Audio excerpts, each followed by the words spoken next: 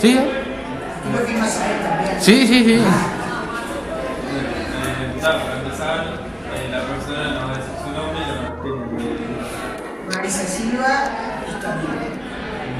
Ahora empezamos con las preguntas.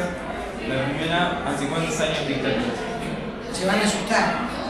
Hace 33. Este es mi año, estoy terminando mi año 33. O sea que en marzo del año que viene empiezo mi año 34. Se van a asustar. 2. ¿La comunicación con sus estudiantes ha evolucionado, empeoró o siempre fue igual? ¿Por qué piensas? Siempre ha sido distinta. Siempre ha sido distinta. Primero que la comunicación depende de la época histórica, depende del liceo y depende del nivel. No es lo mismo la comunicación con un chiquilín de primero de liceo que con una de ustedes de sexta. No es lo mismo con el liceo público que con el liceo privado, a criterios muy distintos.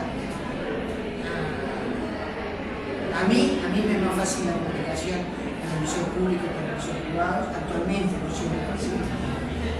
Y sobre todo más depende de la época histórica. Yo empecé a dar clases en plena dictadura. Tenía 24 años yo, tenía 12 años más que mis alumnos de 12 y estábamos en plena dictadura en el año 80. Entonces imaginan que había todo un clima, ¿no? A su vez yo era muy joven.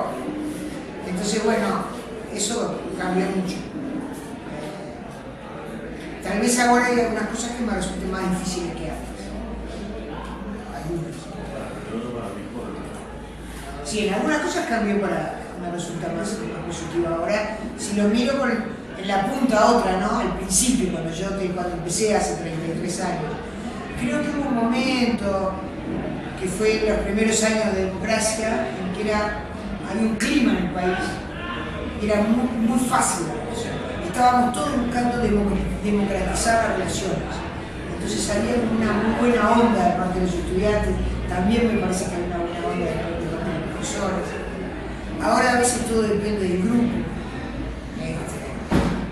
depende mucho del grupo, depende mucho del alumno.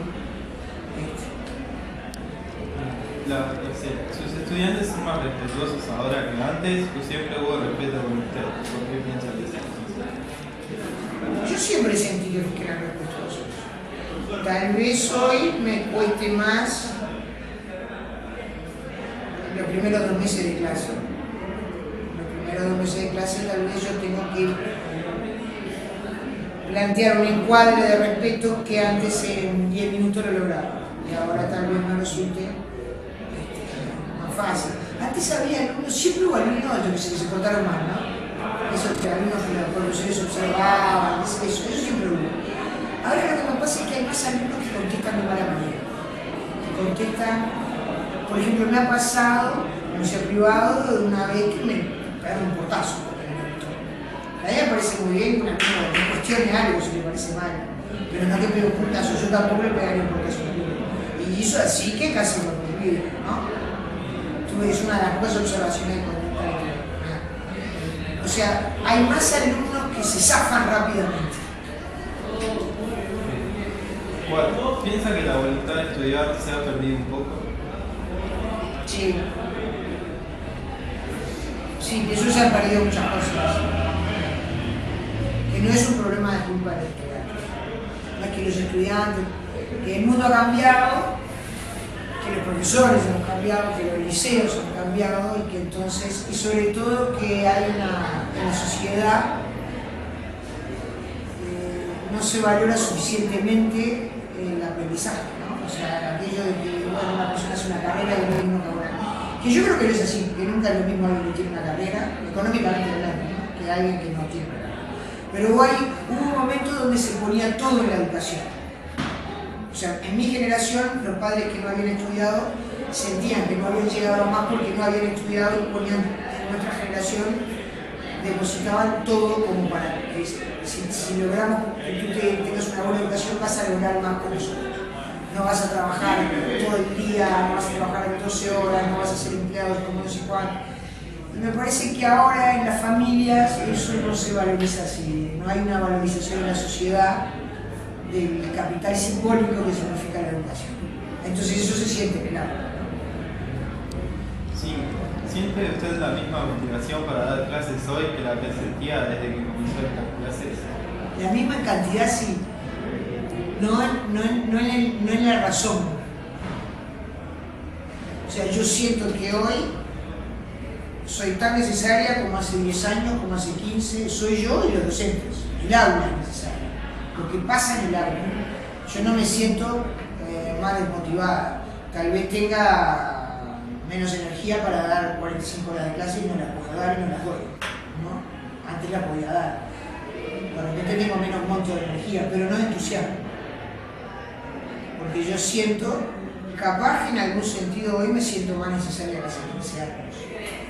Yo siento que lo que pasa en el aula, solo pasa en el aula, a un joven, ¿no? Que esté en el mismo tema, que estemos en silencio, que estemos aprendiendo, que no todo sean imágenes, que no es por plata, que no hay mercado adentro de la clase.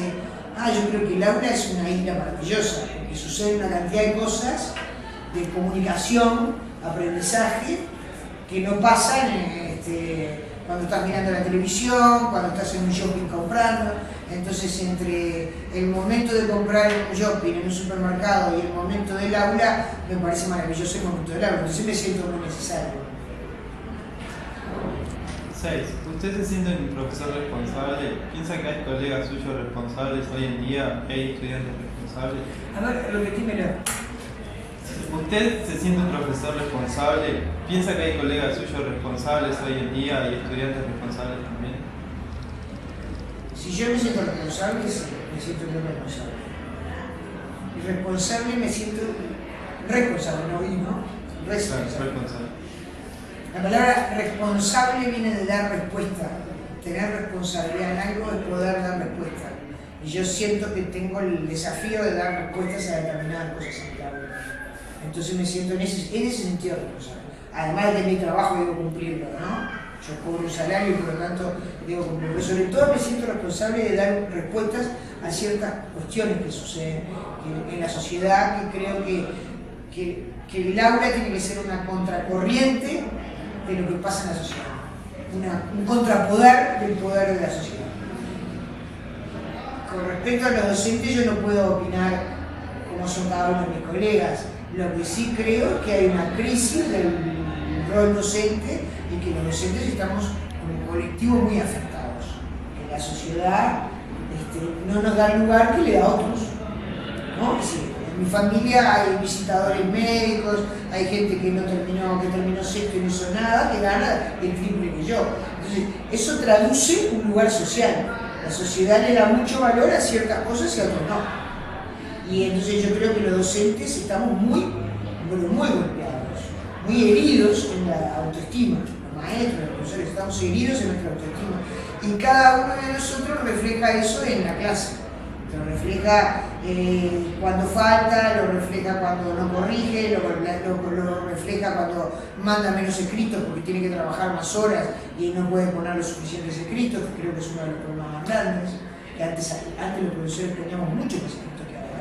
En primer año, por ejemplo, cada 2 semanas escrito, cada 2 semanas escrito, y ahora eso no es así, en el ciclo básico.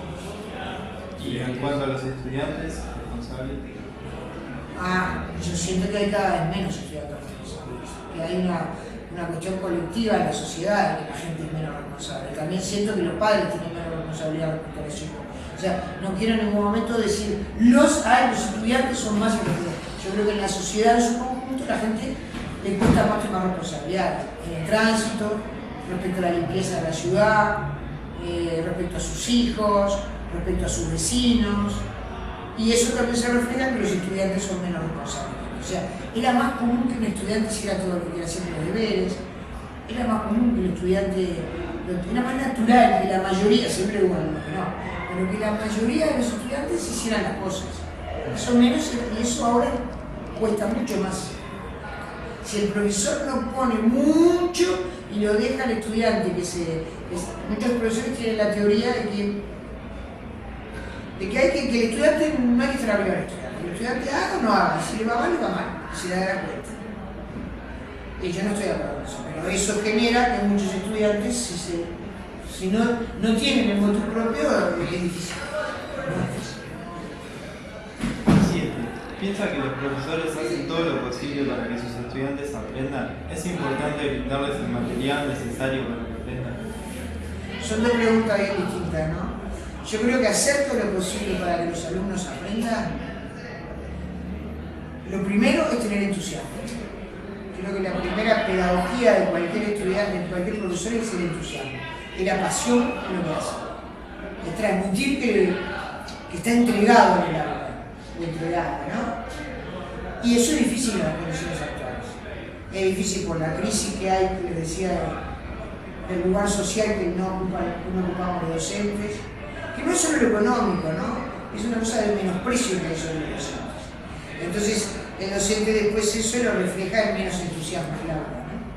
Entonces yo pienso que, ¿cómo es la pregunta? Si los docentes hacemos todo lo posible para que los alumnos aprendan, yo creo que no. Y porque a veces no sabemos cómo hacer para que aprendan. Estamos en un momento en el mundo incluso de cambio de manera de aprender y entonces no sabemos qué hacer para que aprendan. Entonces hacemos todo lo posible, pero capaz que no hacemos por el camino correcto, o no tenemos entusiasmo para hacer lo posible, o no sabemos cómo, o estamos en una crisis. Me parece que no sé si podemos, que hacemos todo. No sé, yo no estoy adentro del aula tampoco, ¿no? Pero intuyo que no hacemos todo.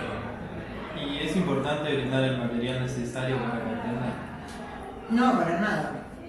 Yo no creo que el material, no. Yo creo que el material se puede adquirir de mil maneras distintas. O sea, que no es que el profesor tenga que venir con todo el material. No me parece que el material sea un tema importante. Por supuesto, si el estudiante no tiene libro, es mucho mejor cuando el estudiante tiene libro. Ahora, yo he tenido estudiantes en el liceo privado que tienen libro y que no estudian nada. Yo he tenido estudiantes que vienen al liceo privado en auto, con el libro al lado, y que no van a terminar nunca sexto porque nunca estudiaron nada. Entonces, no son porque los padres le dan todo sin que les quede nada. Entonces dejaron una mitad de quinto y una mitad de sexto. Y al revés, tengo estudiantes que han tenido muchísimo menos y sin embargo tienen un empeño bárbaro. Yo creo que está bueno que los profesores podamos traer material visual a clase, podemos traer una computadora con un pendrive, podamos tener pantalla. Sería ideal tener una pantalla en cada aula, sería ideal tener Google y poder una computadora, sería ideal que todos los alumnos tuvieran computadora. Igual, a mí me facilitaría enormemente la clase en sexto, por ejemplo, eso, ¿no? Decimos, bueno, Estonia, y volvemos así, la independencia, pregunta a Estonia, hacemos así, a ver qué dice, eso sería maravilloso. Pero no creo que la clase sea mala porque no tengamos el sería mejor, pero no es mala por eso. ¿Los estudiantes aprovechan todas las herramientas que se les brindan para aprender? No. No, pero no porque no quiera, muchas veces porque no sabe. Por ejemplo, uno puede dar una fotocopia y el alumno no la entiende. O puede mostrar un mapa y el alumno no lograr mirar bien el mapa en clase. Me pasaba, ¿no? Que busca el mar Mediterráneo y no sabe si lo está buscando en el polo norte o en el polo sur del mar Mediterráneo. Entonces, no basta con tener el mapa. Entonces, muchas veces creo que los alumnos no. Y en el liceo privado te digo que puedan tener de repente mucho material, tampoco, para nada. No, me parece que a veces los alumnos tendrían que valorar más si tienen una fotocopia, o si tienen un mapa, o si tienen una imagen o lo que fuera. Por ejemplo, tienen su cuaderno y muchas veces no estudian en el cuaderno para la siguiente clase, que siempre yo digo hay que estudiar el anterior. ¿Los estudiantes estudian en sus casas para la clase? No, esto es muy interesante porque yo creo que yo he llegado a pensar que las clases deberían ser el lugar donde se tiene que estudiar. Pero la idea que yo tengo es que el estilo de vida, eso es una cuestión no de ser irresponsable. Lo que yo creo es que el estilo de vida de los jóvenes y de la familia de los jóvenes lleva a que no haya un espacio para el estudio. Pero no sé si hay espacio para que los adultos conversen en silencio, sin el televisor y sin el celular. Entonces yo creo que el estudio, estudiar, leer, hacer un ejercicio de matemática, requiere de un espacio de concentración, de cierto silencio, de no interrupción. Y eso es contrario al estilo de vida que tenemos todos, los adultos, los jóvenes y los niños. No hacemos 20 minutos seguidos una cosa. Porque además alguien está, mientras está conversando con su pareja, está con el celular o atendiendo una llamada o mirando de reojo la pantalla. Entonces no logramos concentrarnos 15 minutos en una sola cosa. Y eso, cuando lo llevas al estudio, es el fracaso total. Pero también sucede en la pareja. La gente no se concentra y así no va en la pareja. O sea, es una cuestión generalizada del estilo de vida en las familias. Y yo he pensado si el mejor lugar para estudiar no es el aula. Última pregunta, es una pregunta abierta. Para usted, ¿qué deben cambiar los estudiantes y los profesores para lograr un buen vínculo y un buen aprendizaje? Yo creo que lo primero que tenemos que cambiar es tener ganas de aprender. Los seres humanos somos aprendices por naturaleza. Los niños aprenden sin que nadie los obligue andan gateando y probando cómo caen las cosas sin que le pongan nota. ¿No? O sea, es natural en el ser humano querer aprender. Y me parece que eso, que es natural en el ser humano, hay que tratar de hacerlo entrar en el aula. Es decir, las ganas de saber más, de saber de todas las cosas. No un intercambio, yo sé esto, te demuestro que sé esto y tú me pones un 8. Y entonces yo mañana me olvido, no sé nada, pero tengo el 8 y ya está.